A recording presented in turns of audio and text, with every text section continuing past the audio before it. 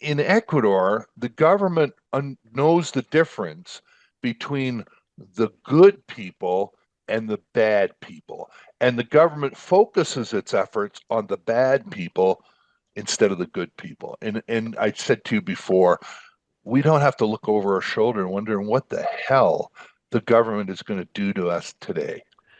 Mark Vandermaas is a retired member of the Canadian Armed Forces, having worn the Blue Beret for the United Nations in Egypt. He was a Canadian activist involved in exposing the race-based policing of the Ontario Provincial Police in Caledonia, Ontario, during which he was arrested for walking down a public street carrying a Canadian flag. He founded Israel Truth Week as a countermeasure to Al-Quds Day, and he founded the New Brunswick Freedom Project, unfortunately now defunct. Mark and his wife have since fled Canada for freer pastures, which they have found in Ecuador. Hello again, Mark. It's been at least a week since we last spoke. Yes, and I'm so good to see you, and I would be remiss if I didn't say that our escape from Canada would not have been possible without you and your wife. It So was thank glad to you. help. We were glad to And help. and you did very well. Thank you. So, Mark, you and I know why you left. And this discussion is about two major things I would suggest. And that was like, why should Canadians be concerned about their nation and thinking about emigration as a viable way to protect their freedom?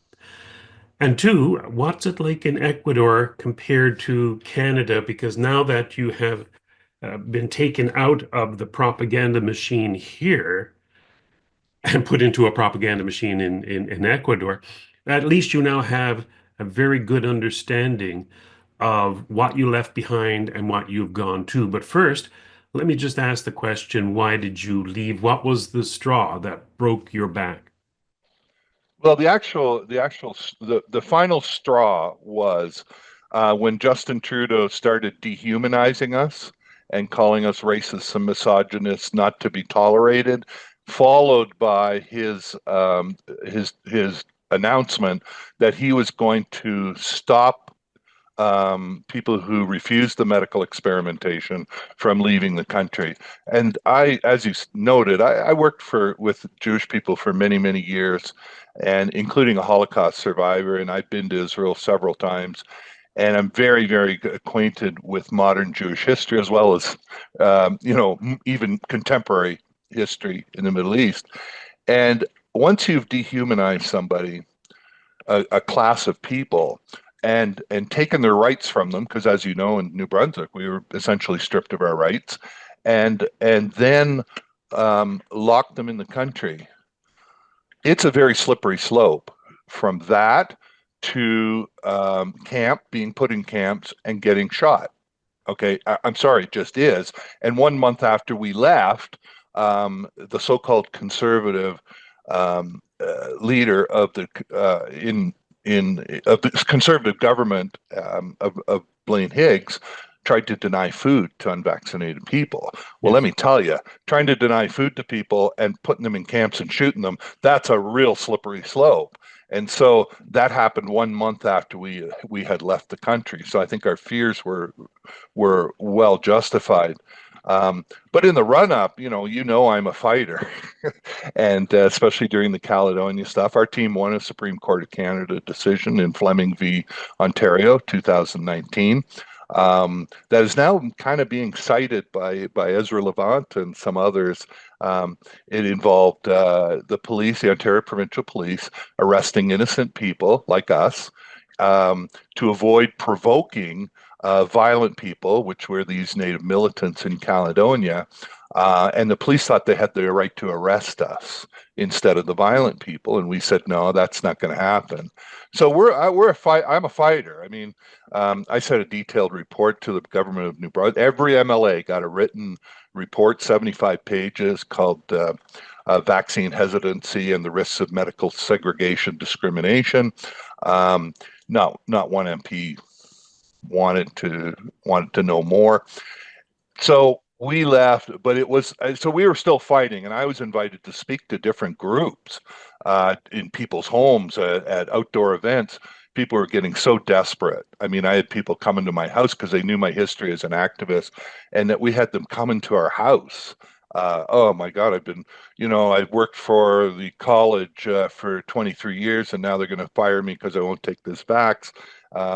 Just so, I mean, just tragic stories. I had students contacting me, not allowed to go visit their dying grandmother in Newfoundland, couldn't kicked out of school. I mean, it was just dreadful, and I was quite prepared to fight. But once Trudeau, the feds got involved and said, "Okay, you're a piece of scum, essentially, and we're going to lock you in." And essentially, and we also have to remember, we like to blame the political parties, but let's be honest about it. Most Canadians supported what was done to us. They were quite happy to have us thrown out of society, and that was a very painful realization. But it was true that once he decided he was going to lock us in the country and keep us from traveling, I said, we got to get out of here. Because we just didn't know where it was going to go. You just don't know. And of course, now we can look back and say, well, probably I think the truckers deserve a lot of credit for restoring some measure of freedom in Canada. But yeah, it was Trudeau's move. I said, and it's really, even today, I still get emotional about it. I go from being, a member of the Canadian Forces, a patriot, to being willing to fight within the courts for justice. And now I realize my country hates me. My country hates my gentle wife who never hurt anybody in her whole life, and it hates me. And it's an awful feeling to know that. And I I think was putting a blog post together about um, one of the reasons why I will be publicly announcing that I no longer support Canada as a nation.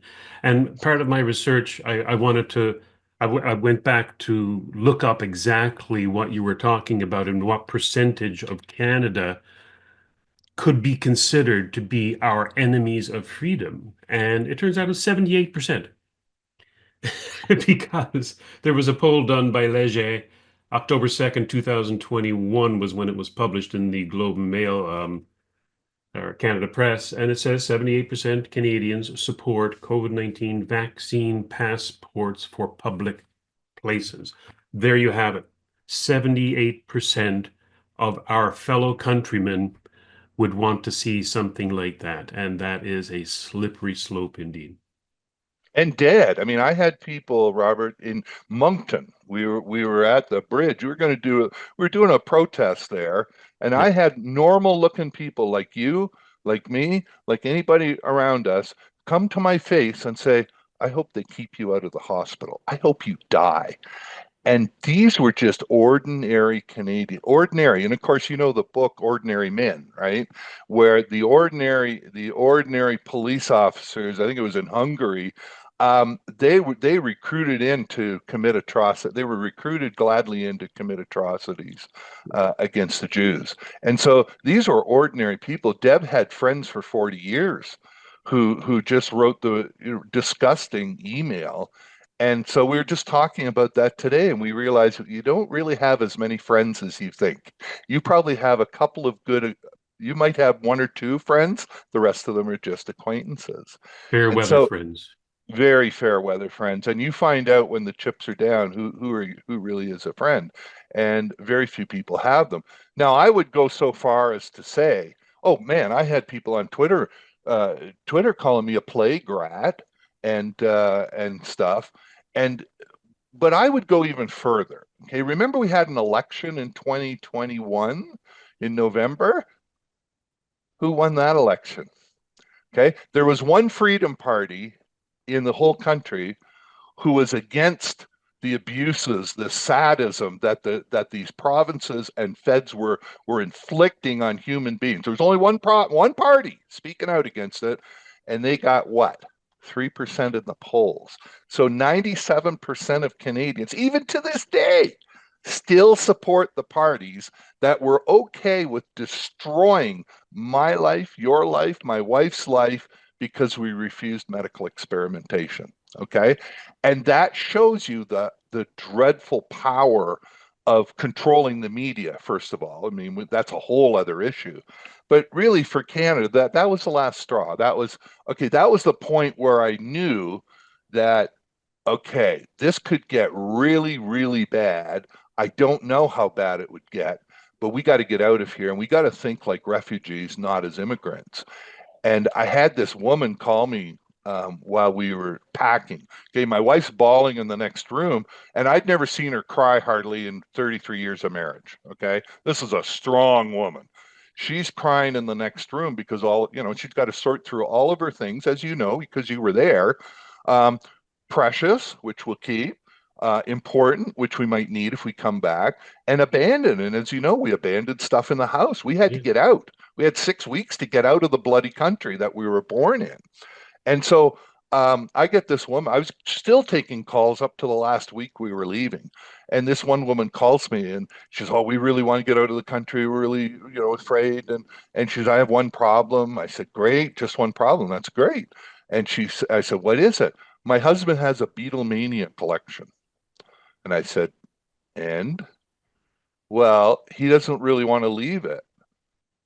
I said, "What if you put it into the basement of into a friend's basement?" "Oh, he wouldn't want to do that." "Well, what if you sold it?" "No, he doesn't want to sell it." Okay. Why don't you put it in storage, like in a storage place?" "No, he wouldn't want to be apart from it." And I said, "Well, congratulations. You need to learn to enjoy um, your totalitarianism because the Nazis are 2 towns over and they're coming for you. And you're hung up about Beatlemania stuff." And I said, "You are thinking like an immigrant, not like a refugee." And that's exactly how we got out as quickly as we did. We didn't care. As you know, we probably abandoned. I just on my tools, probably 20 or $30,000 worth of tools.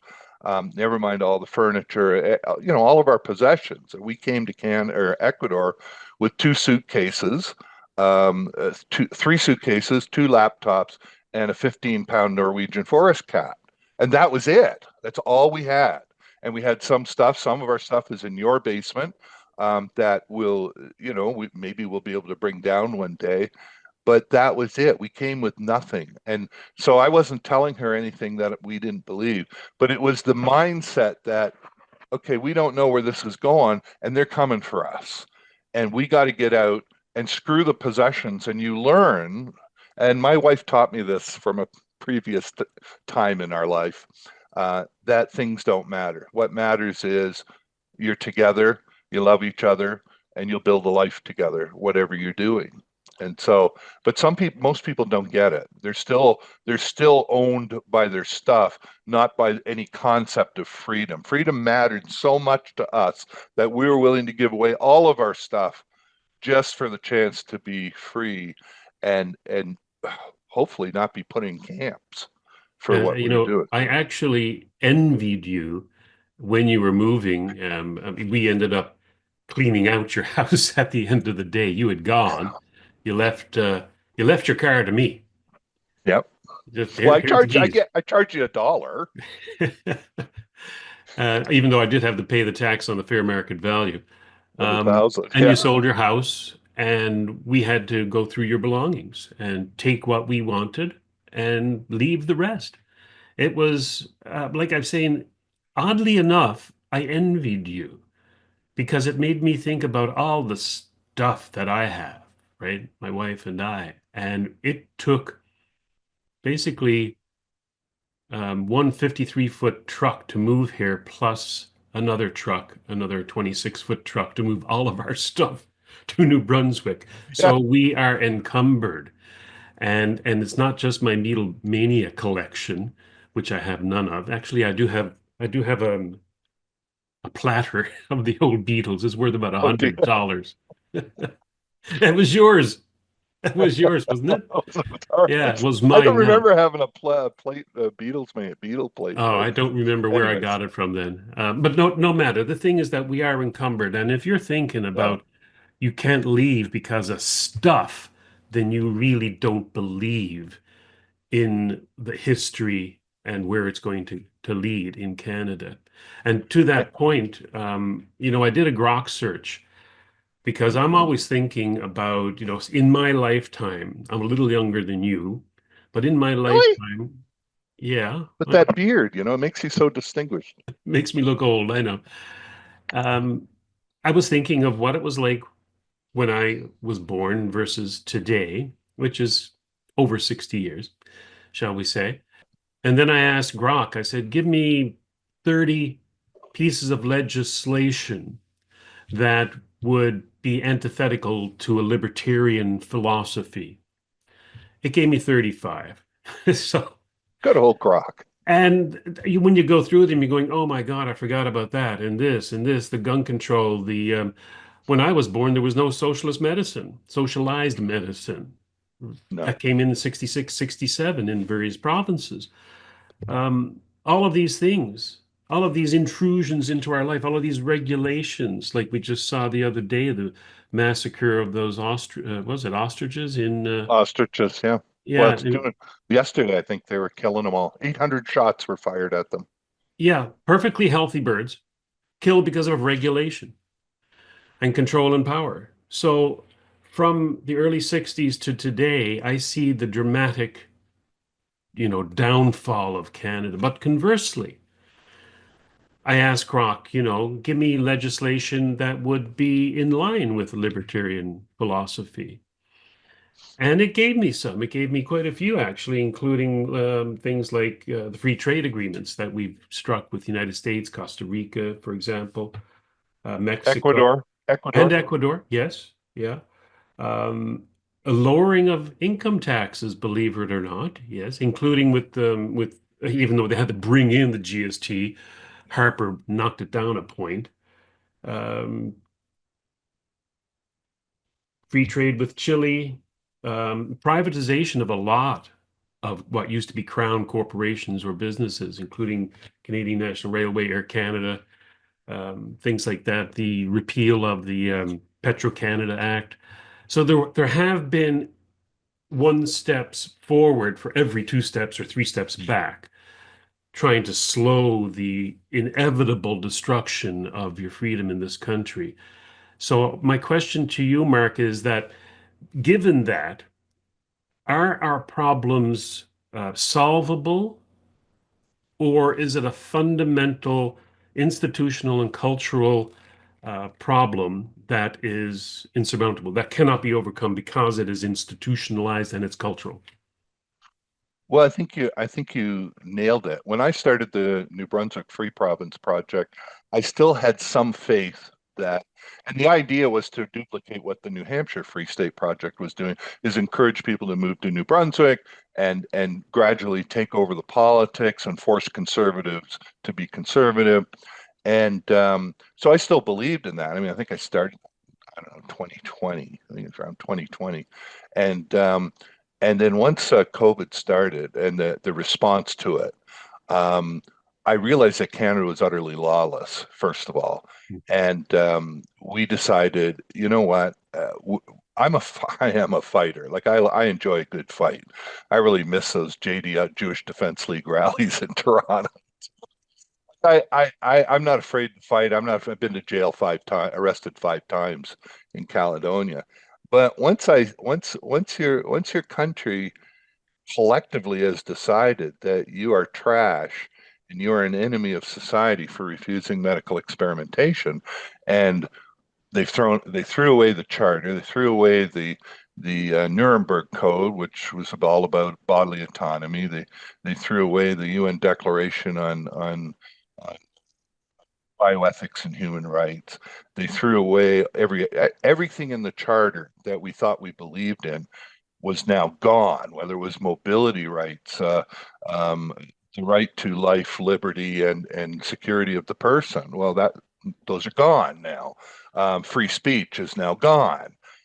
Um, and so I realized that no, we got to get out of here because we just don't know how bad it is. And some people supposedly on our side, oh, you're a coward, you ran away. Well, I'm telling you something. The British evacuate out of Dunkirk to live to fight another day. The Jews that got out of Germany lived. The people who got out of East Germany lived in freedom instead of totalitarianism. And so there's nothing wrong with finding a place that treats you better, first of all. But can Canada be saved? And I've said this over and over again, even long before this last election. No, I don't believe it can be. And a lot of people, most Canadians, have put their faith in political saviors. Here, Poilievre's going to save us. Oh, he's going to save us. Well, you and I both know what the conservative record is. He's almost as woke as Justin Trudeau, and I don't care what he says. You and I know it's what you do, not what you say. Okay. He supports all the climate crap, but he wants to use technology to to to reduce life-giving CO2. He voted for the gender wang stuff that criminalized helping stuff. He supported he was silent at least, and his party was silent while we were crying for somebody somewhere to give us a voice. And that I will never forgive the Conservative Party for because they haven't apologized for it yet. And so I knew Pierre Poilievre was never going to save Canada. At best, he would be better than, and this is what Canadian politics seems to be about. Yeah, but at least he's better than this other guy. Well, that's not good enough. I want freedom. I want truth. I want justice. And if you can't have that, I might as well not have that in Ecuador, where I don't have to worry about freezing to death because we have no snow, no humidity, no mosquitoes, and the food's cheap. Okay. If I got to have a little bit of corruption in my life, I'd rather have it where I'm not freezing to death, right? And and so my tongue's in my mouth, in my cheek a little bit there. But you can't Canada, and I'm getting people now contacting me, and I have been for 4 years. I've been pretty telling people get out of Canada while you can, if you can and while you can, because not everybody can afford it. Okay, people are just getting by. They can't afford to pay for $3,000 for visas and moving and all that kind of stuff. But if you have the resources, get the hell out. Why can't it be fixed? Even if I told people, even if Polyev wins, you have to assume that he wants to fix it. I'm not convinced he does. I think he wants to get elected. There's no doubt in my mind that he wants to get elected, but I'm not sure he wants to fix it. And even if he does, how are you going to do that? And so for me, everything revolves around the COVID um, crisis, in that Canada discarded the entire rule of law over I don't know what. I don't. Look. Everybody has theories about what was going on, but it certainly seems sadistic to me what they were doing to us, and I realized what these people did was completely shred the fabric of Canadian society when they destroyed countless lives for refusing medical experimentation. We love our life in Ecuador. Don't get me wrong, love it. I should be sending thank you cards to Justin Trudeau for forcing us to leave Canada to live here where we have this fabulous life. We live in a one bedroom cottage inside in a garden right beside the Tomabamba River, and we have different groups of friends or acquaintances, and we love our life here. We really do. However, that wasn't his choice to make. It really wasn't. So the fabric of society of Canadian society was destroyed through the entire COVID debacle, and no one is sorry. So I'm a Christian, as you know. I am required to forgive people who have repented. So even Justin Trudeau, as much as I like to get my hands around his throat, even if he came out and said, "You know what I did was wrong.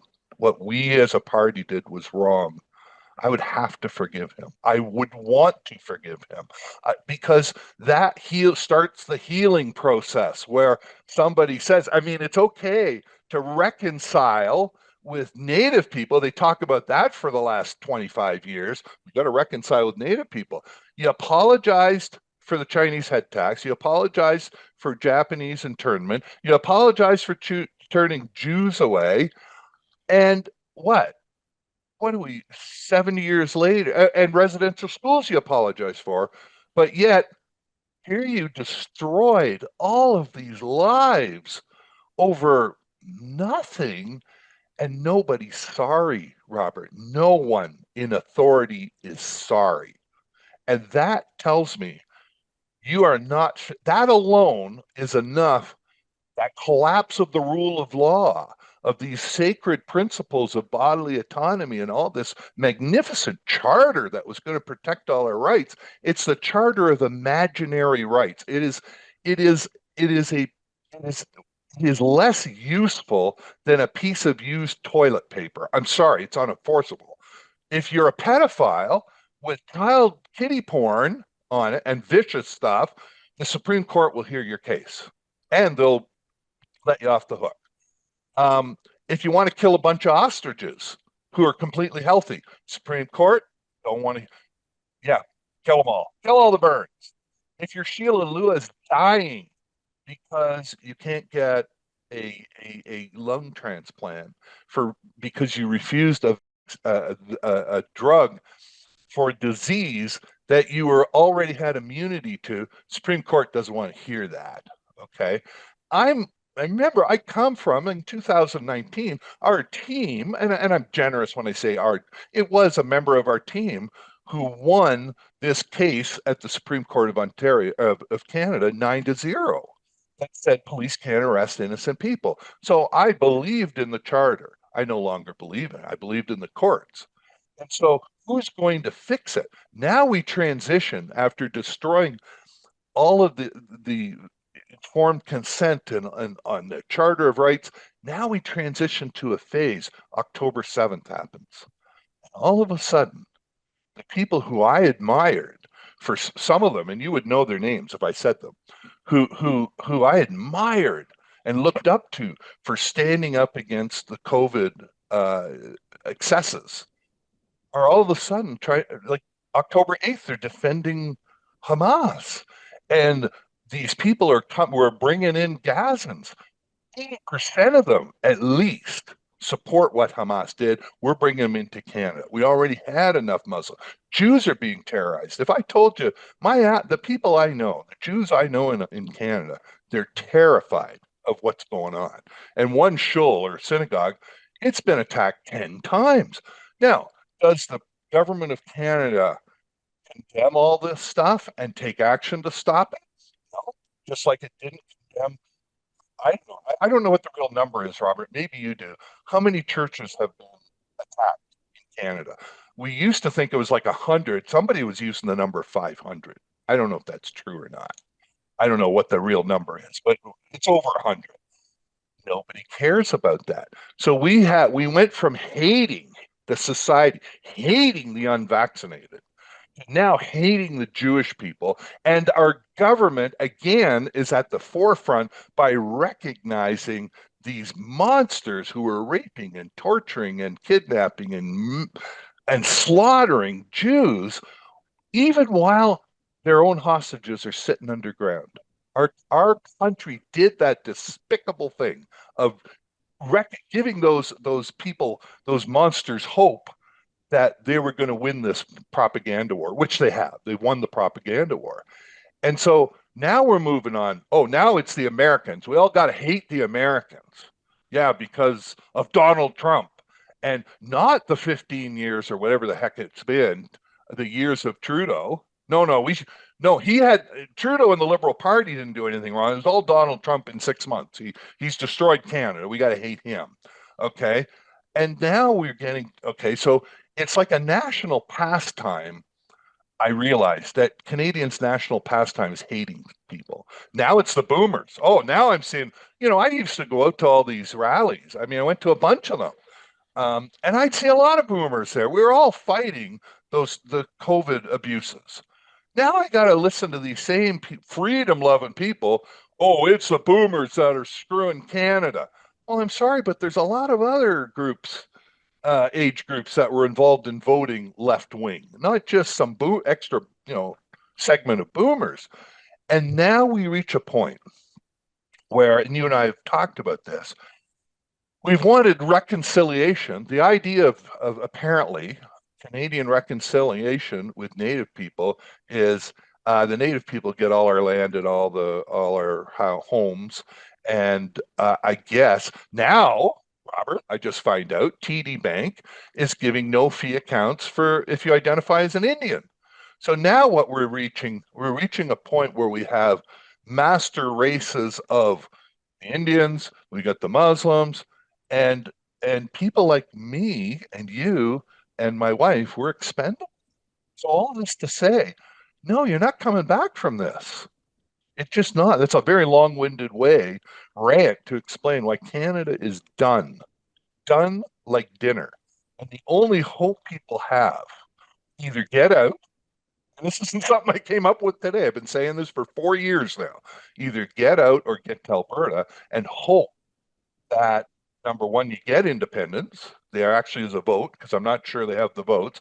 And number two, that the new constitution is the one proposed by Bruce Pardy, the Queen's University lawyer, constitutional lawyer, because he recognizes the terrible damage that this idea of Indian blood rights has done to the country. I mean, it's just ripping the country apart. You're going to have, sorry, I'm ranting, but I think you're going to have if the Cowichan decision is upheld, I think you're going to have countrywide panic in vast swaths like New Brunswick, Nova Scotia, Newfoundland, all unceded land, all of BC.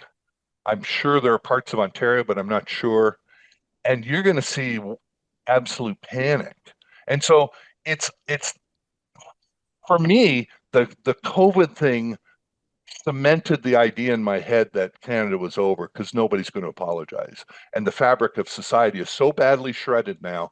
And you and I have talked about this, how I've gone from a patriotic, willing to go to jail to defend my country's charter and constitution, willing to take a bullet for my country, to the point now where I wouldn't risk a hangnail for Canada. Not a hangnail. The sooner Canada is over, the sooner maybe you can build something better. But that's how I do. And do you know? I mean, you served in the reserves. Do you know how hard it is to take a veteran of Canada and a patriot and turn them so firmly and radicalize them against their own country? I don't call Canada my country. It's not my country. I use quotes around it. That's not the country I offered to serve. I just don't. So, no, is it fixable? No, it's not fixable. It doesn't matter who comes to power. The only way Canada's going to collapse sooner or later. And second of all, the only hope is Alberta. The problem is in Alberta, we're getting maybe a little off topic, but I like to deal in hope as well. Okay, I want to offer somebody a solution.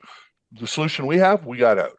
If you don't want to get out, then get to an unceded area of Alberta and pray and work for independence, and then pray that the Alberta Prosperity Project's constitutional vision does not happen because they want to they want to enshrine Indian blood rights in the new constitution, and they want to give them 1.6 million more hectares of land right in their vision for values or freedom. I can't remember what the title is.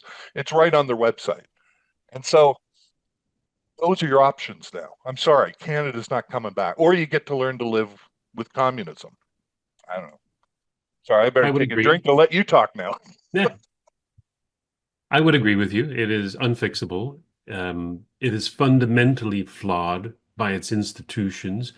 The Canadian Parliament in this country is supreme, the Parliament being the House of Commons, the Senate, and the monarch, and not the people. Nowhere in our Constitution does it refer to the people at all, not like the United States Declaration of Independence, we, the people. Or in Ecuador, I looked it up today. In Ecuador, their Constitution of 2008, we, women and men, the sovereign people of Ecuador, is how it starts its constitution. It identifies that they are sovereign. Unlike in Canada, we are not sovereign people. We are not. It is the parliament. We elect our elite, and they rule us. this is a fundamental flaw that cannot be corrected without constitutional reform, which is highly unlikely because the culture is not there. And that brings up another point. Canadian culture comes from a basis of altruism, self-sacrifice for the collective, for others. Who decides what's best for others? The Parliament, the people we elect to that office to decide what is best for everybody, the individual, be damned. Yeah. So, yes, we are culturally unfixable, at least not in a lifetime, and institutionally unfixable without some sort of revolution, hopefully a peaceful one. So I would agree with you. And two things came to my mind when I was preparing for my discussion with you, Mark, and that is that I see two parallels, two things popped up, two movies actually. One is Peter Pan, and the other was Pollyanna. I think both are Disney movies, even though Pollyanna and Peter Pan were both books before. Pollyanna, if you recall the Pollyanna movie from a 1913 book by Eleanor Porter, she was an orphaned girl who was taken in by her aunt Polly, who only did so out of a sense of duty and really didn't want to take care of her. So she put her in the attic. Pollyanna had what she called the glad game. Every time that something bad happened, she played the glad game and had to find something good about it. So what did she say? What a beautiful view from the attic, this high window. So that was the glad game. People around her saying, we hate Sundays. Oh, we got to listen to this sermon from this preacher, and it just really gets us down. I really hate Sundays. Pollyanna, play your glad game. What can you find good about Sundays? And so she thought for a bit. Now, this is in the movie. She thought for a bit and she says, it's 6 more days till next Sunday. So, this is the way I thought about Canada. Every time something bad happened, and it happened every time the Parliament was in session, I tried to think, oh, well, the Rockies, aren't they marvelous? The prairies, look at those fields of grain. Oh, don't we have such a wonderful history? Didn't we give the Kaiser a good beating back in 1918? Boy, that's something to be proud of. How are the Habs doing? Great, we invented hockey, the greatest sport on earth. So this is the Pollyanna moment. I'm deflected from the tyranny that's happening directly under my feet by playing this glad game of Pollyanna. And I think everybody else here does it too. They don't want to see what's over here. They're focused on the bread and circuses of our country. And the other movie was Peter Pan, Neverland, because the way our government, our parliament treats us as citizens, as individuals, is like children. We are prohibited from growing up, stopped from being responsible, self-reliant. Mm. We cannot grow up, which was Neverland. The lost boys were there and they remained children. What do we have? We have a Neverland here where you have Pierre Trudeau. He's the Tinkerbell going around spreading his pixie dust on everybody. Some sort of magical wonderland where all of us children have to, be children forever. And there's no escape. You've escaped Neverland. I'm It's reluctant to funny say how it's I'm funny you reluctant to say say leaving Neverland because that was a documentary about a different topic. But yes, you escaped. no, it's what you're saying is true. And I think that people do a lot of this, okay, but very few people take action. And I try to be someone who lives my values, and I've never been afraid of taking action, even, even when it's to my detriment sometimes. But I don't know. Just didn't know what they were going to do to us. I really didn't. And it really, I used to think before COVID, I used to believe, because as I told you, I spent many, many years working with Jewish people. I used to go into Jewish synagogues, Jewish schools, and churches, and I would teach about Israel's forgotten land rights. So, I mean, I worked with Jews for a long time, and including this Holocaust survivor who was on a train to Auschwitz at age 5, still alive, by the way. So I knew how fast a supposedly civilized society can go off the rails. And it was really frightening for us to watch them. And the idea, though, I mean, we this was supposed to be our last home. We were going to buy a motorcycle with a sidecar, ride around Eastern Canada and stuff. In the end, nothing matters more than freedom and the people you love. That really is what it comes down to. And I tell that to everybody who I'm talking to. So I'll do video chats for free with people. I don't charge them. And one of the things you have to convince them, I did one with a couple recently. Uh, Name was Betty, Joe and Betty. And she was a little skeptical about leaving Canada. And a lot of people live with hopium. They think that the adults are going to look after everything. And then you realize, and we talk about this all the time, Debbie and me, ah, the kids are in charge and not the bright ones. Okay. As somebody once said, I don't know if it was William F. Buckley, I'd rather be governed by the first 100 people in the phone book than what the hell we have now. And that is so true. And so I had to help her realize, you better understand. Like I gave her the same kind of rant that I just did to you. Canada's done. It's not coming back. You're not fixing it. There's no political solution. There's no legal solution because you're 100% right. It just drives me crazy when I'll have people, well, we got to have a constitutional convention and we got to amend the charter. Are you on drugs? The people who you would need to amend the charter are the same criminals who committed the crimes against you during COVID and throughout all of this. And you think you're going to get those people to amend the charter, maybe in 50 years from now, okay? But no, you're in dreamland when you're talking to me about stuff like that. Get away from me, or we all got to unite. When is Canada going to wake up? The sheep aren't waking up. That's why they're sheep. And they will go walk into the slaughterhouse. And even when the knife is going across their throat, it will not occur to them that they made a mistake. Okay. Forget about it. And so people like to talk and they like to put the onus on other people, the groups, the waves of people in the country who are going to rise up. And no, the onus is on you to take individual action to do the best to protect you and your family. Take that action. Okay. If the other stuff works out, then yippee. Like we're looking at, we watch Alberta. We check real estate in Alberta every day. And we got a couple of little towns there that we kind of like, right? They always look good on online. And we look at the listings, okay? And we talk about them. And I show Debbie the listings.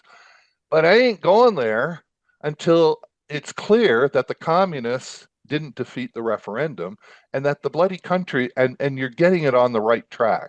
And right now, there's nobody other than Bruce Party talking about the dangers of that Alberta Prosperity Project's plan to enshrine Aboriginal, blood rights in the Constitution. Well, I'm sorry.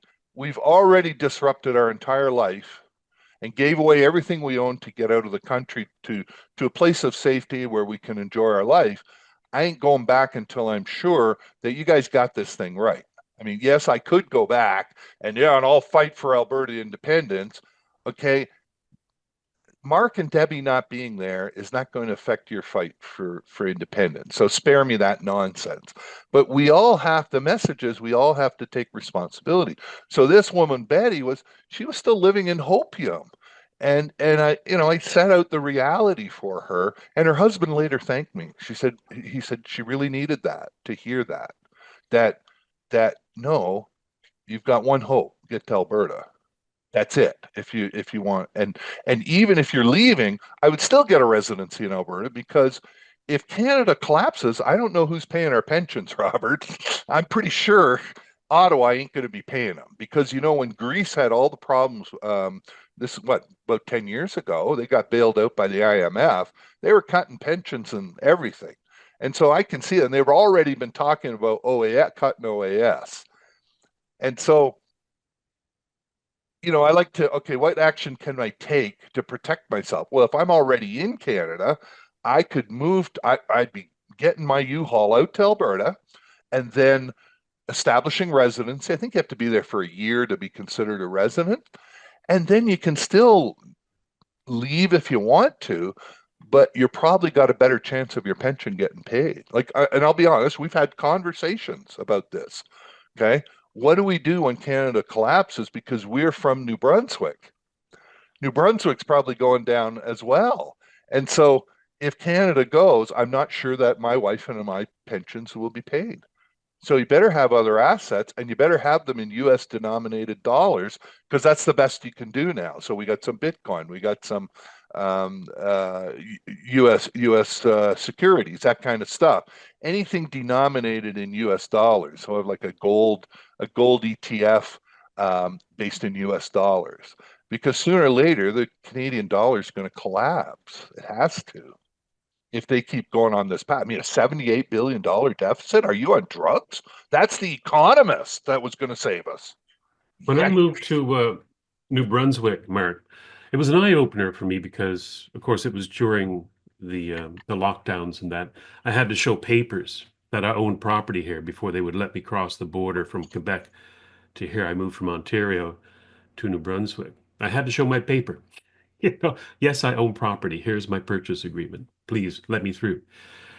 But I learned that the government really only knows what you tell them when it comes to things like residency, Mm. because we delayed declaring that we lived in New Brunswick um, for various reasons until January 1 of the next year, when, that's when I said to Revenue Canada, yes, we're New Brunswickers. That's when I got my driver's license. I just had to go and get a Uh, driver's license. I didn't have to wait, but I did have yeah, to yeah. wait 3 months to get their what do you call the health card here? Imaginary healthcare system? The health card took 3 months wait, but that doesn't prove your No, residency. no, no. You declare your residency to Revenue Canada. That's when you become a resident. You don't need a driver's license. You don't need a health card to say that you're a resident of a particular province. Now, I don't know if that applies to Alberta. It I may for don't know. some socialist benefits, but And I for think the that but that's a for good just point. declaring it that you move there, you can declare it. You own a piece of property, rent, whatever. You don't even have to own property. What about people who Right. rent, Yeah, yeah, right? They don't own yeah. property, but they're New Brunswickers if they rent. And I think that's a good point, and I'm going to look into that because if I had my way now, we would be considered residents of Alberta. And I think that's what everybody should do. And we're going to have to look into it. And I think that that is a valid point because we're just going through the transfer of our tax residency from Canada to Ecuador now, right now. I'm all complete. We're still waiting for Deb's final resolution document.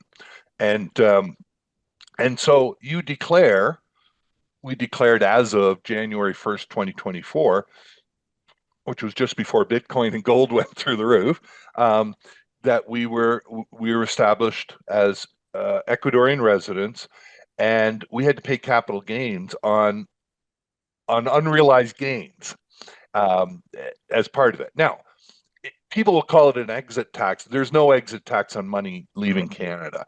But once you declare residency, you're switching your tax residency.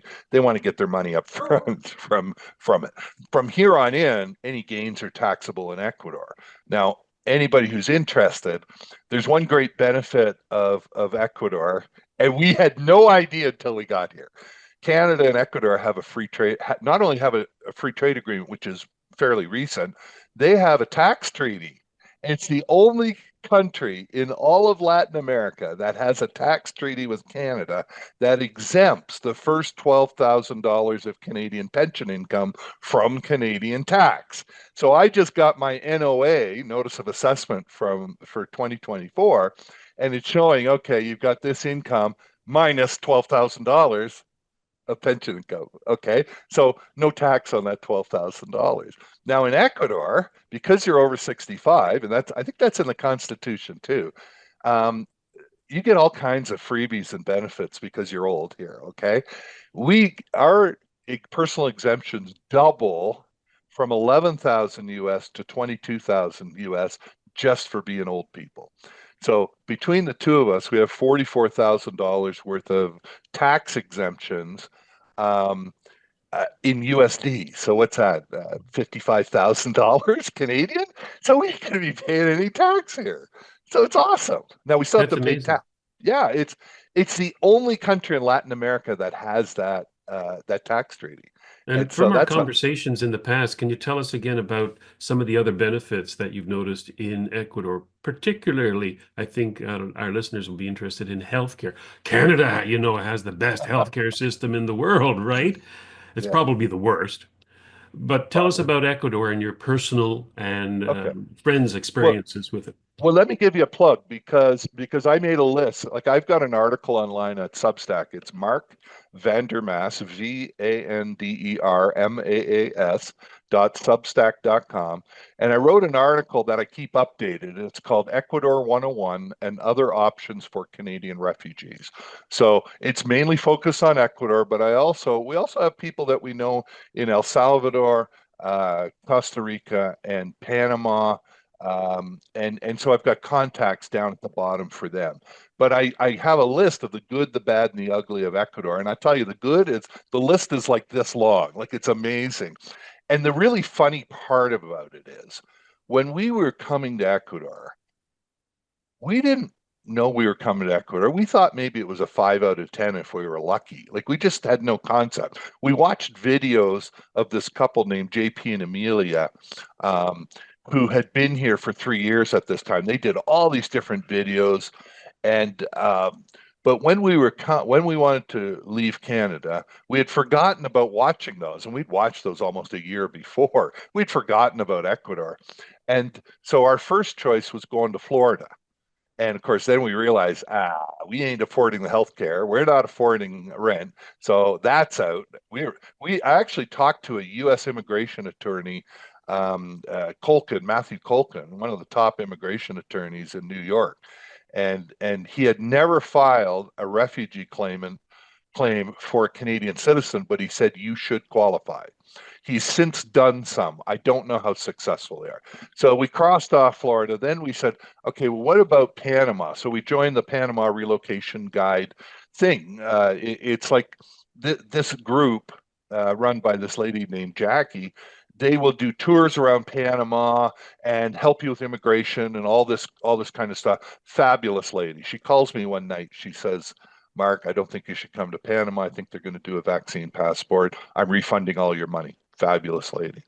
And then we looked at Mexico, way too expensive. Like we just couldn't qualify. And then we said, well, what about that other place, that Ecuador place? And our only criteria for choosing a country, I kid you not, can we get in without being jabbed? And number two, can we apply for residency without having to go back to Canada?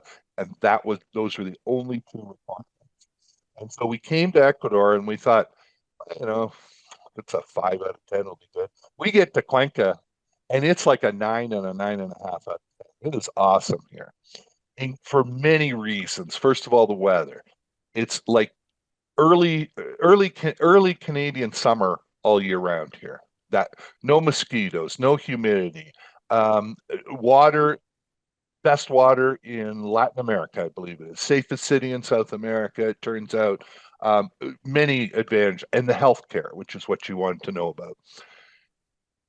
Our experience with healthcare is waiting 2 years to get a nurse practitioner in Hillsborough. New Brunswick. And yeah, and he was a nice guy. Up till then, we were using walk-in clinics, and you got 10 minutes with a doctor who's pushing pills on you right away. And so, before we left, we went to see our doctor, commissar doctor, and he said to me he knew that I'd had a heart attack, that I was nearsighted, I had astigmatism, and he said, well, they still recommend the vaccine for it because he refused to give me an exemption.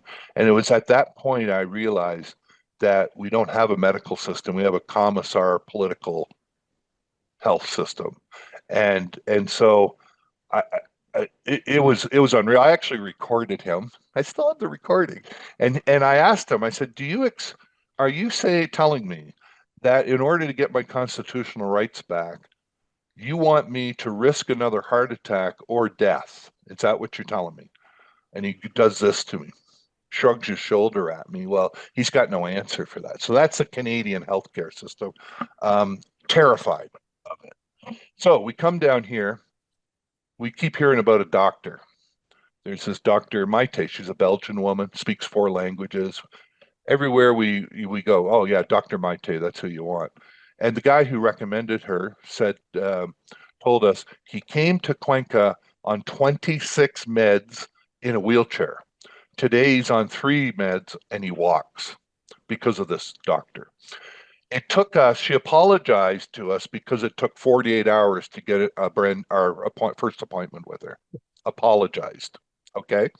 So we have not had any contact, believe it or not, other than one visit with our doctor since we've been here in 4 years. Now, but we're within walking distance of 3 world-class private hospitals. And there's another one called Hospital Del Rito, a little farther away from us. But ours, the one that we would probably go to would be Mount Sinai Hospital. And I've posted pictures of it. And it's just like, you would never know what city this thing was in. It could be in downtown New York or downtown Toronto. Actually, it looks a lot better than the one downtown Toronto. And so here's a true story. We had this Nova Scotia couple that would come down here for a couple of months at a time. And they'd come down 3 times while we were here. And they had no doctor at home. They've lived in what's that area they live in? I don't know. Can't remember. It's an area of Nova Scotia. And they had no doctor. And my wife's beside me. That's why I'm asking her. They had no doctor. Can't get a doctor. So they come down here and they need he's got some back issues, he's got some respiratory issues, and they got a month and a half left. And they said, well, Mark, maybe we'll contact your doctor if you give us her name. So they contacted our doctor. She apologized to them too for making them wait. I think it was 72 hours, not even that. So they went to see her. They come back to where we live, knock on our door, and they got this dumbfounded looks on their like this. I don't believe it. Dr. Maite referred them to an orthopedic specialist. They called the orthopedic specialist on his cell phone, and he said, you know what? I have a cancellation. Why don't you come in today? And so they went in that day. Well, they were just going to go see him after they left us again at 4 o'clock. And the long story short is within 1 week, 1.5 weeks, they saw our doctor twice, saw 2 different specialists twice, got an MRI, blood work, x-rays, and a diagnosis they could never get in Canada. Cost them around $500. US. USD. Yeah. And that true story. And so like our friend Kelly was complaining. We have a conservative dinner group here. And we meet at a different restaurant every week on Wednesday night at 5 o'clock. And so Kelly is telling us, she was kind of almost miffed. It took 2 days to get an appointment with her doctor. In Canada, you're lucky to have a doctor. And so it's kind of funny, but that's how good the system is. And so what people do here is, and the way we're doing it probably similarly to most people, is we have a catastrophic insurance policy. So we pay the first $5,000 of a claim, and we're covered up to $500,000. If something real serious happened, and because we're in a position we can afford to, if we had to, we can put 5,000 on a credit card and we're fine. And that policy costs us $230 a month USD. And both of us are, let's just call us 70 years old. So totally different system. So we also have a public system, which costs about $100 a month for a couple to join. And that system's kind of like Canada's, okay? You may get good health care, you may not get good health care. You may get in right away, you may not get in right away. Very much like Canada's system, $100 USD for the thing. At one time, we belonged to both systems, and then we said, "What are we doing this for?" And what most people will do then, is, like what we do, is they'll pay out of pocket for ambulatory care. So you can see the doctor. Our first visit with our doctor was $40. It was a full hour. Then she had to follow up with us. And normally she says, I like to just call people and give them the results of their tests, and I don't charge for that. But she says, I really want to see you. And so it was a half-hour follow-up visit, $20. Specialist, $60 maybe. And the care is great. MRI I think is like $175 here. And it's the same building as with our dentist. And that's the other thing here. Deb and I got both of our mouths. We'd spent many, many years during Caledonia. We didn't have a lot of money. While I was doing the work in Caledonia, we couldn't afford to go to the dentist very much unless it was an emergency. So our mouths were a real mess, especially mine. And we got here and we found, we got this great dentist, and we got both of our mouths completely renovated for 15,000 US, including, like, I've got one, two, I don't know, three implants, uh, bridges, crowns. I got a full set of teeth that I hadn't had for many, many years. And it was kind of emotional, to be honest with you, to be able to smile at people without trying to hide the missing tooth and stuff. So healthcare is, and that's why a lot of gringos will come to Cuenca, is because of the healthcare here. Cuenca is one of those places, like, if there's and I've never read it. There's a magazine called International Living. So they focus on where are the great places for expats. So you're ready to leave your high priced country, where do you want to go? And Cuenca always seems to come up at the top of the list.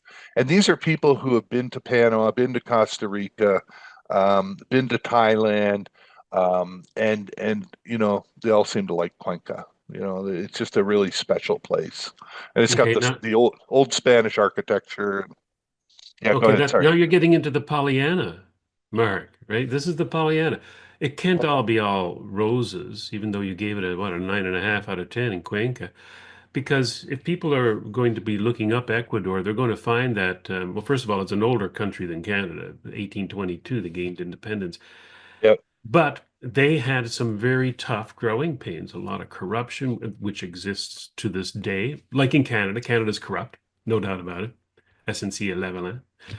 Um, so there's corruption, there's organized crime, the likes of which, now we have it here too, but it's the likes of which we have never seen. For, Gang wars and things for, like that. sure. It's just horrendous.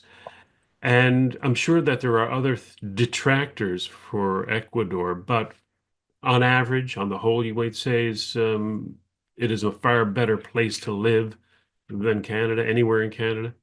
Yeah, in my good, bad, and the ugly list, um, the real ugly stuff is mainly on the coast, because that's where the drug smuggling routes go. There's some severe violence there. Generally, though, according to the stats, and there's a Canadian in a place called Olan, which is one of the nicer beaches in Ecuador. They have a house that overlooks Olan, and he does in-depth looks at the statistics. And then if you take out the gang stuff, overall, Ecuador is as safe as any U.S. city. Okay, but there is gang violence. Almost none of it in Cuenca. We just had a shooting on Wednesday. A couple from our happy hour group were right there. They saw it happen, and there was a gang shooting, and there were two guys that got killed right in front, almost in front of them, and that is so unusual here. Like, I've never heard of it happening in 4 years. So, when you think about it, so yes, there are some bad things about Ecuador, but the difference is that the government knows who the bad guys are, and the government wants to stop the bad guys because Aren't they under state of emergency right now for the last year or so? I'm not sure if that's still going. Did not apply to our province, Azue. We're up in the mountains. We're at about 8,500 feet in the Andes, um, and we're we're actually the lowest crime rate. Cuenca has the lowest crime rate in South America. And so it was not under the emergency decree. And I think, but what I'm saying is that in in Ecuador, the government knows the difference between the good people and the bad people. And the government focuses its efforts on the bad people instead of the good people. And I said to you before, we don't have to look over our shoulder and wondering what the hell the government is going to do to us today. They're just not interested in imposing this ideological woke nonsense and demonizing Christians, for example, or attack, demonizing Jewish people, or it's focused on the bad people. So yes, the number of murders is way outstrips Canada, but at the same time, if you're not involved in criminal activity here, you're probably more likely to get hurt, as I did, tripping over a sidewalk hazard because they'll cut off a sign, like a street sign. They cut it off and they never think that maybe we should cut it off at level with the concrete. They cut it off about 2 inches above the concrete so that people can trip over them. Or they'll have just obstructions, like a driveway will be built into the sidewalk, and they don't have any fence or warning, and you could be walking along and then come a foot and a half, just trip over into this driveway. It's not all like that, but it's enough that everybody understands. Sounds Like I tell horrific. Oh, it's horrible. And I tell people, first lesson when they get here, new gringos, do not walk and gawk. The moment you're watching your phone or you're looking at a store is when you're going to trip over a hazard, and you're going to be, I mean, the horrors of it. And then there's the horrors. They're not big on handrails here. Okay. Our hotel, they have handrails, but a lot of places don't have handrails, right? So it's so foreign to us. But the difference is that we have a civil law here, not a common law. So the onus is on, I mean, if you're going to try and sue somebody because you got injured, you're at fault because you should have been watching where you're going. And it means that it is a culture of personal responsibility here, not looking constantly to blame somebody else. Now, is it foreign? A little bit. Yeah. So we do have issues here, but I'm telling you, you're more likely to get hurt tripping over something. And I did. First 2 days, I fell twice. And the second time really bruised up my ribs nastily. So yeah, you have some issues, but so far, I'm not saying it can't go way off the rails. Okay. But so far, we feel safer here than in Canada. I mean, remember, Robert, an hour from where we lived, an hour from there, some RCMP informant with no gun license and illegal guns murdered 22 people while basically the RCMP kind of dithered on the thing. And so feel safer here. We walk home.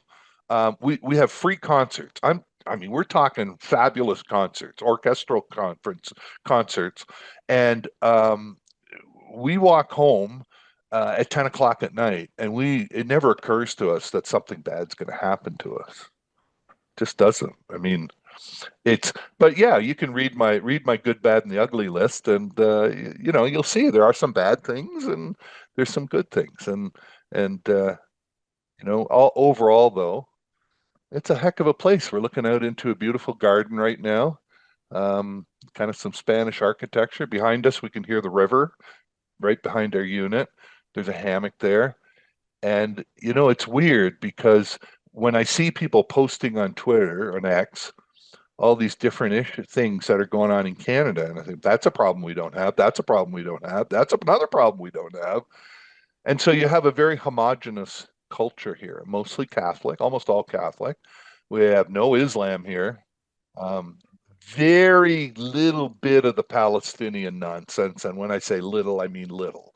Um, but you don't have maniacs taking over the streets and terrorizing Jews and stuff like that. Now, And you I do will, have an indigenous population, though. How are the yes, we relations do. between the descendants of Europe versus the descendants of the Bering Strait pedestrians.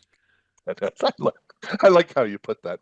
Um, yeah, and they're just like the Canadian Indians. I'm sorry, they're very childlike, and it's kind of funny. We just got through a strike. They called it PARO, P-A-R-O, and they did blockades, and some of it was quite nasty up in Cotacachi, which is about 10 hours north of us.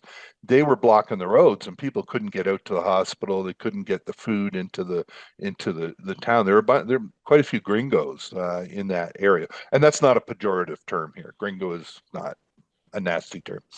And so, yes, there we have that, and they're like children in a way, in the sense that their main demands, they're really up. The reason they started the whole thing mainly is, first of all, they're agitated by the communists, just like in Canada. And the second thing is they wanted the fuel. The fuel prices went up quite a bit, went up about 20 cents a liter, maybe. They are by 20 cents a gallon. Anyways, it went up, and it was kind of a sharper increase.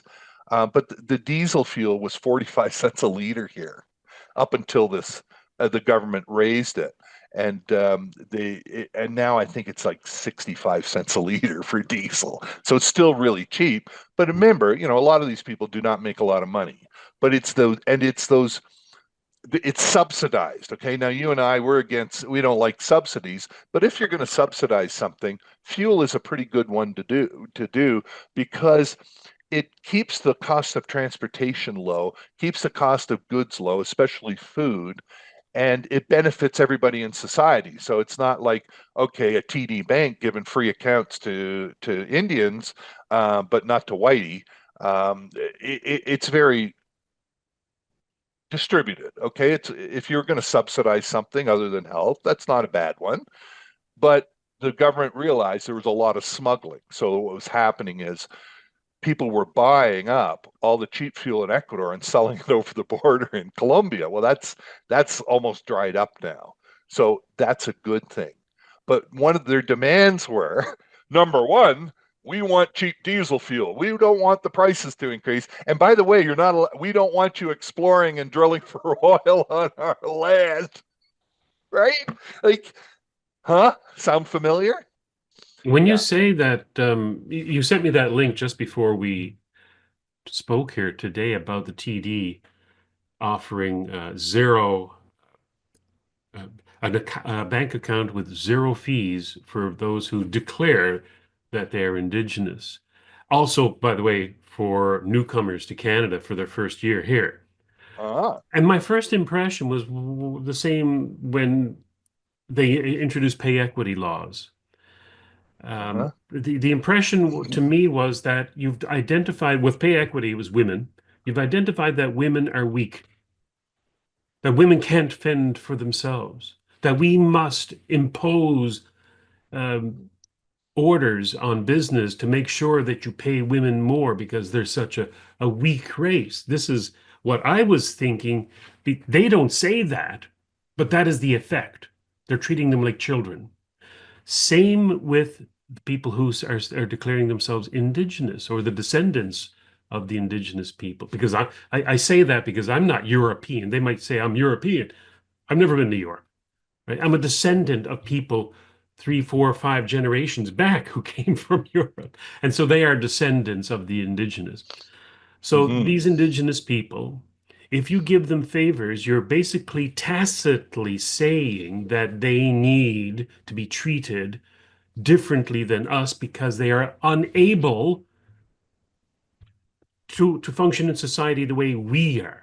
They're putting It, themselves above the indigenous by saying that we're it's going it, to it give you favors. it's racist from both aspects. It's racist against the native people, and it's really racist against the non-native people. And if your goal is reconciliation, which I believe it never was, I think the goal was by the Marxists is to destroy Canada. And what better way than do it through this land claim stuff? Um, Canada is structurally a racist country. I Yeah. mean, not just a little bit racist. I mean, grotesquely racist. Okay, so if you think about Section 15.2 of the Charter, that is the affirmative action clause. That makes it legal for a university to say, yeah, we want everybody except white males to apply. Okay. Um, and it means, and it's getting even more virulent as time goes on and more blatant because they know there's no defense against it. Then you've got the Aboriginal rights stuff that was enshrined in the Constitution, which can't even be overridden by the notwithstanding clause. Then you've got Section 27, which enshrines multicultural. The charter has to be interpreted from a multicultural perspective, which is why Sikhs can carry swords and knives, but whitey can't. And so anybody who thinks that the charter is a solution to anything is in dreamland, man. You ain't fixing that. How would you fix that? And then you got then never mind section one with the massive, Mack truck loophole of, well, these rights all apply unless the government says otherwise if we have a good reason. Okay. The charter, listen, I like Brian Peckford. I think he probably meant well when he was trying to draft the Constitution. Mm. I appreciate him speaking out in COVID, but ultimately, he and his fellow drafters drafted the most useless, racist constitutional document I think that could ever I'm, exist. I'm afraid you're right. And I brought this point up with Bruce Pardy. I've interviewed Bruce several times. Oh, good. I haven't seen that. Oh, yeah, several times over the years. And we talked about Section 1 of the Constitution, where Mr. Peckford went on the hustings during the Freedom Convoy saying that, look, this is about insurrection. This is about a takeover of the government by force to overthrow the government. This is about war. That's why we put in Section 1. Bruce Pardy says, that's not what it says. And if you're a lawyer or if you're a judge, you don't go by the intent of the law so much as you go by what does it say? And basically, it says what you said. You have these rights as long as we say you do in a free and democratic society. In many respects, the Ecuadorian Constitution is way better than the Canadian Constitution, and if only for the one factor that mattered to us at the time is it's illegal to discriminate based on medical condition. So we have an emergency organization unit here called COE. Don't ask me what it stands for, but it's basically the Emergency Measures FEMA, kind of a FEMA type organization. They were trying to bring in some really draconian stuff. They wanted to, well, first of all, they were making grocery stores force people to show Vax cards. They wanted the power to walk into your home and look at your computer. I can't remember what the other thing. It was just outrageous, right? And for a month there after we got here, so we get here a month later, Peckford, Blaine Higgs is trying to deny food to unvaccinated people. And Premier then, of New Brunswick, former. Yeah. oh, like, holy crap. And it's two pastors, by the way, that put an end to that. But that's another story. Incredible heroism on the part of these two pastors, who basically said to Higgs, "If we're not eating, you're not eating, and we'll shut down the food supply." And then it lasted one day, and then it was over. People really don't know how that ended. Anyways, we would go to the grocery store here, and we were turned away for not having a Vax pass. Okay, now that was reasonably traumatic for us. However, it only lasted for a month. Why? Constitution doesn't allow it. And then the other thing here is structurally the food system here is completely different than Canada's. So if you live near Moncton, there are two grocery chains where you go shopping. Okay, Supercenter and whatever the other guys are, the Sobeys. That's it. If they don't sell you food, you ain't eating. You're not eating. That's it. Here we have the tiendas, which are the little mom and pop stores that we'll patronize regularly. Little place about 10 feet wide and 15 feet deep, and they got all the veggies and fruits there that you can buy. They weren't shut to us. We have the mercados, which are great big farmers markets just filled with fruit and meats and vegetables and stuff. They weren't asking for vax passes. So even though it was traumatic for a very short time, we were never in danger here. We still could go and patronize our local tienda person. Well, that's And the by the difference, isn't it, Mark? Sorry, finish your yeah, thought. no, it's a completely different food buying experience here because not only do you have the choice of where you're buying your groceries, and you're getting food that is probably at the most 2 degrees from the person who pulled it out of the ground. Okay, first of all, so you're getting better stuff. Um, you're I don't know. I lost my train of thought, but Oh, sorry. it was not. No, it's okay. But it's no big deal here. Oh, that's what I was going to tell you. Um, Once you go to the same tienda, a few times, and they get to know you. So we have our lady named Maria up at the 10th of August Mercado, the market, and we buy all our fruits and veggies fruits from her. Well, once they get to know you, they give you a little gift. Usually, they'll put your order in a bag, and then they'll throw in an extra orange or something like that. They even have a name for it. It's called Yapa, YAPA, and it's their way of thanking you for giving them your business. Now imagine, contrast that to Canada. You can hardly get them to say thank you when you hand them $100. And so living here, it's just like a whole different way and a wonderful way of doing, you know, What about going alcohol? shopping. In Yeah, yeah, as you know that in most Canadian provinces, Alberta may be an exception because they have a two-tiered system there, but in most provinces like Ontario, New Brunswick, Nova Scotia, the state owns the distribution and sale of all alcohol, yeah, not here. most wine, and the beer sales are under monopolies. The four known. You just What's go it into like the in Ecuador? groceries. You just go into the grocery store and you buy whatever you want. Or you got a little tienda, you just buy what you want. The only restriction by the government is they're not allowed to they're not allowed to sell alcohol at, what is it, 2 days before the election or so, in the national election.